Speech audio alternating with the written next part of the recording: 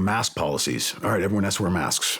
No questions. Okay. I'm down at the pool and I see our entire class of 200 candidates get in the water because they messed something up. So they get in the water to get wet. They get out. They get in formation to run to the next evolution. They all pull out wet, white cotton masks, put them on, and start running, aspirating moisture into their lungs as they run. I'm like, you've got to be freaking kidding me. We are going to get kids with pneumonia long before COVID is a problem here because we're doing something that makes absolutely zero sense in our training environment. How did you deal with the whole COVID situation? Man, that was incredibly difficult. We were, like I said, nonstop learning environment. Policies and nav admins were coming out that were directing us to do things in a certain way, which were foolish. For instance, mask policies. All right, everyone has to wear masks. No questions. Okay. I'm down at the pool and I see our entire class of 200 candidates get in the water because they messed something up. So they get in the water to get wet. They get out. They get in formation to run to the next evolution. They all pull out wet, white cotton masks, put them on, and start running, aspirating moisture into their lungs as they run. I'm like, you've got to be freaking kidding me. Like, we are going to get kids with pneumonia long before COVID is a problem here because we're doing something that makes absolutely zero sense in our training environment. So immediately we're running waivers up the chain of command. Hey, we need a mask waiver policy. This is not going to work here if we're going to continue training. Close contacts. Hey, follow the CDC guidance. Okay. Well, then if I follow the CDC guidance and this guy gets COVID, the entire class is a close contact. Well, can you isolate them? No. Everything is based upon teamwork, under the boat together, under the log together. We can't isolate them from each other. So we were constantly having to figure out how to navigate policies for the masses, which didn't apply to what we were doing and in direct conflict with how do you train through COVID when the policies are keeping you from doing it. We were seeing strange things like, well, even once we reduced down to, okay, we'll determine what a close contact is, which is a little different, and we'll find some common ground there to at least be able to train through this. But then close contacts would get pulled. And because of all the weird decision-making that was going on, this guy would test negative, but then they would say, well, yeah, but he's presumed positive because he was a close contact. Okay, but he's got no symptoms. He wants to keep training, and he tested negative, but he just happened to be in the same room as the other guy. I mean, you tell me I can't train him? Well, yeah, because he's presumed positive. So the whole narrative, follow the science, well, you're actually telling me to go opposite of what the science is showing. He's pretty clean. And if he starts to show symptoms, we can pull him then, but everything was about trying to reduce that transmissibility. But we weren't seeing a lot of it. The classes were managing it well. Even when we'd have outbreaks, they managed it well. Not a lot of these guys were really going down hard. Every once in a while you'd have one. But we were just constantly chasing our tails on trying to navigate through the policies with exceptions to policy and waivers. Yet sometimes I'd pull a guy, have to pull him. We have to do a massive administrative report on why we had to pull him, all by their policies. So it's I'm following your policy and I have to justify to you how I'm following your policy and why I'm following your policy. In the meantime, he can't train. And there's a certain amount of time where if he exceeds that time out of training while we're waiting for the waiver or the exception to come through, it's too late and now we got to roll him again. And you and I both know every time you roll a guy in training, especially pre-Hell Week, decreases his chances for success.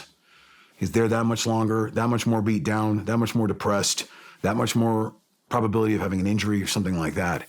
So statistically speaking, you significantly reduce success every time you have to roll a guy. There's the anomalies. One guy I felt so bad for this dude, hard as nails. He got rolled, I think it was 2 times the Friday before Hell Week. So he goes through first phase all the way to the Friday before. His roommate pops positive for COVID. So we had to roll him. So he's sitting up in the building watching his class do breakout, almost there. So I roll him back to day 1. Bummer. Starts over. Gets all the way there. We do a COVID test right before Hell Week starts. He pops positive. He has no symptoms.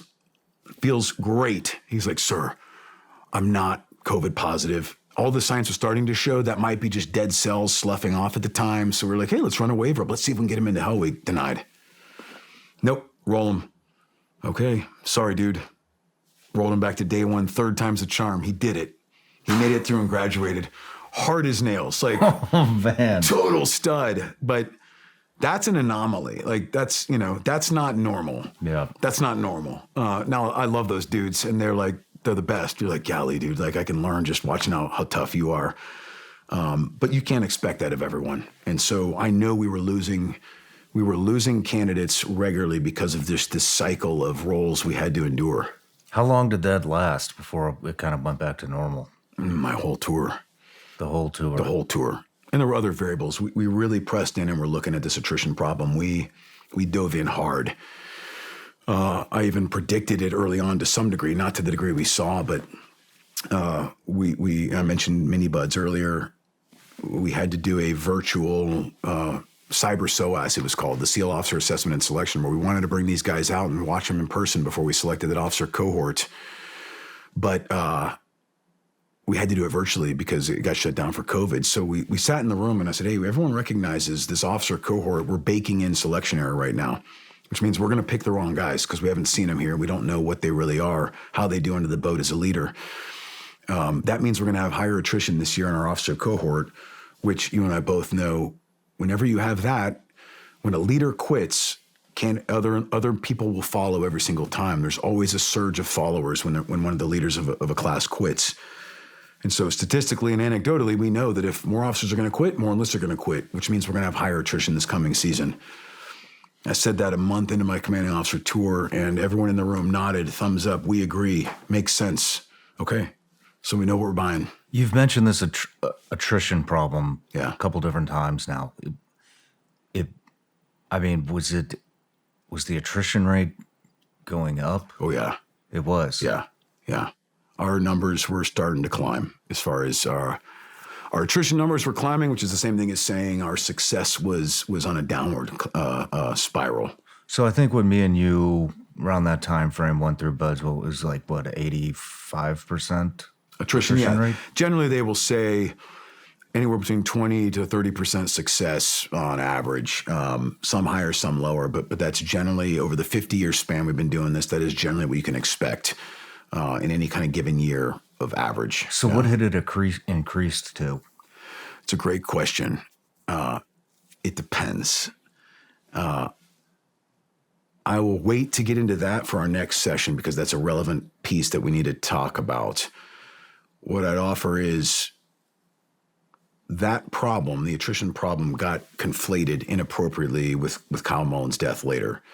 And people started looking at it and then disingenuously looking at the data and making decisions about causality that if you broke it down into the actual variables and looked at it holistically, you would see what I'm going to show you.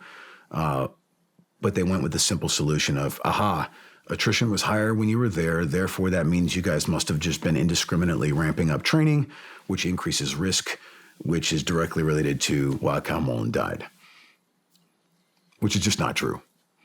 The facts actually show completely otherwise, but that's the easy narrative, and we'll talk about that here in a little more. No matter where you're watching Shawn Ryan Show from, if you get anything out of this, please like, comment, subscribe, and most importantly, share this everywhere you possibly can. And if you're feeling extra generous, please leave us a review on Apple and Spotify podcasts.